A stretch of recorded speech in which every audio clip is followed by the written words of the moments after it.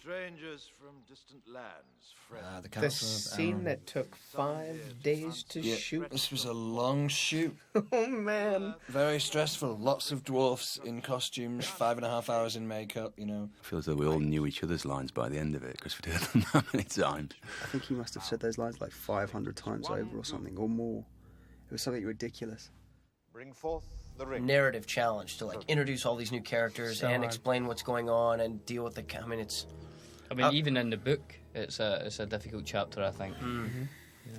I think this is the point where Boromir realises that this ring has got a great pull on him. And I think this is the first time he's seen it, as have we all, but even here he can't resist it. I think Boromir is suspicious. I think his nature, he's quite suspicious of other races or other cultures of people, because him and his family and his father have had to be at the forefront of war, and they've had to be realistic about things. So I think Boromir at the beginning is slightly, cynical about all these special powers.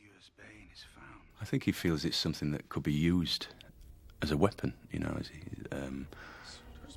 there's this power there, that if this power is used wisely, then this could solve these problems that we're having. And the last thing he wants to do is see it destroyed. He believes, I think as we all believe, that we can manage the ring, we can overcome its powers, but you can't. It sort of creeps up on you, very subtle, and corrupts you. Never before has any voice uttered the words of that tongue here in Imladris. I think these additions, reversing back to what we actually filmed, is an improvement in this scene, and the black speech part of it. That's a trick I use over and over again, bringing the staff across my face. It feels good to do that. It gives a bit of movement, even though the character's actually still. Kept the forces of Mordor at bay. By the blood of our people are your lands kept safe. I don't know if I'm sure the audience appreciates it, but all of the background in this, these sort of stone carvings and everything, in any part of any frame that you sort of analyze, if you freeze it and look at it, the level of detail and artistry and the set design and the costumes and the props and everything is just so, it's just unbelievable. If you were only able to, with something like this, actually magnify the image so that you could actually see a close-up of those details. This is Isildur's heir, and heir to the throne of Gondor. Council of Rivendell's the first point you actually see Gimli, and basically he's come because partly he's been summoned and partly he's been sent.